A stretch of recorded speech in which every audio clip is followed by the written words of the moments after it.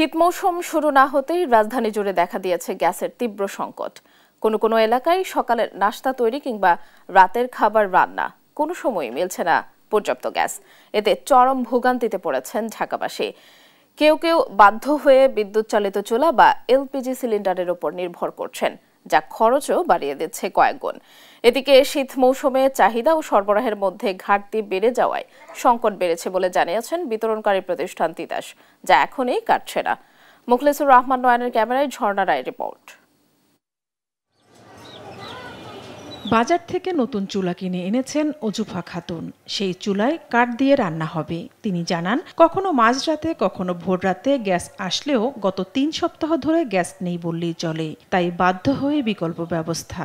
1 মাস ধরে একদম মনে করেন রাত্রে কোনো সময় আসে, কোনো সময় আসে না। কালকে থেকে যেমন একদমই গ্যাস নাই, অনেক দূরের থেকে রান্না করে নিয়ে আসছি।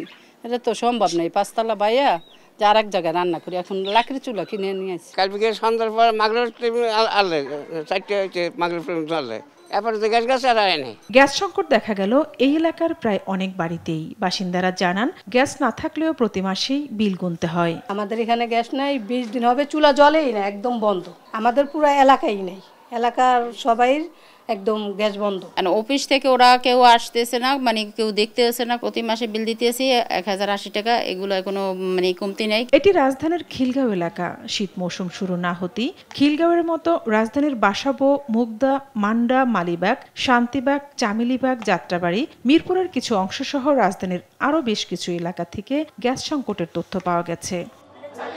গ্যাস বিতরণের দায়িত্বে থাকা প্রতিষ্ঠান তিতাসের তথ্য বলছে, বর্তমানে প্রতিদিন 190 কোটি ঘনফুট গ্যাসের চাহিদা রয়েছে, যার বিপরীতে পাওয়া যাচ্ছে 140 কোটি ঘনফুট। গ্যাস সরবরাহের ক্ষেত্রে অগ্রাধিকার তালিকায় প্রথমে বিদ্যুৎ, এরপর সার, শিল্প, ক্যাপটিভ, সবশেষে আবাসিক বলে জানান এই কর্মকর্তা।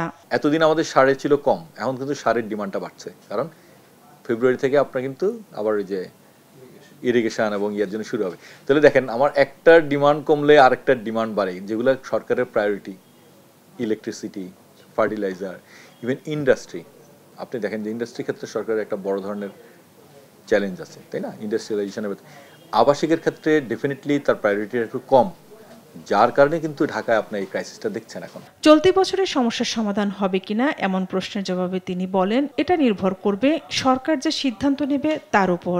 আপনি হয়তোবা সাফারার্স আবাসিকের জন্য সরকার টোটাল চিন্তা করে হলো তার পুরো জিনিসটাকে সে নিয়ে চিন্তা করে, সেখানে সে আবাসিকের ক্ষেত্রে প্রায়োরিটিটা এখন আসলে একটু কমই দেওয়া হচ্ছে, কারণ এর থেকে যাদের প্রায়োরিটি বেশি তাদেরকে আমরা ঠিক মতো গ্যাস দিতে পারছি না।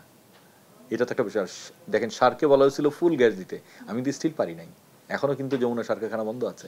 এর বাইরে গ্যাস পাইপলাইনে ফাটল, ছিদ্র, সংযোগস্থলে ত্রুটি এবং পুরনো অবস্থা থেকে গ্যাস বেরিয়ে যাওয়া, মিটারে ত্রুটি, অবৈধ সংযোগ বা চুরির মতো বিষয়গুলো রয়েছে। তিতাস নিয়মিত অভিযান চালাচ্ছে জানিয়ে এই কর্মকর্তা আরও বলেন, মানুষের মধ্যে সচেতনতা তৈরি না হলে এসব রোধ করা কঠিন। মোটামুটি একই রকম।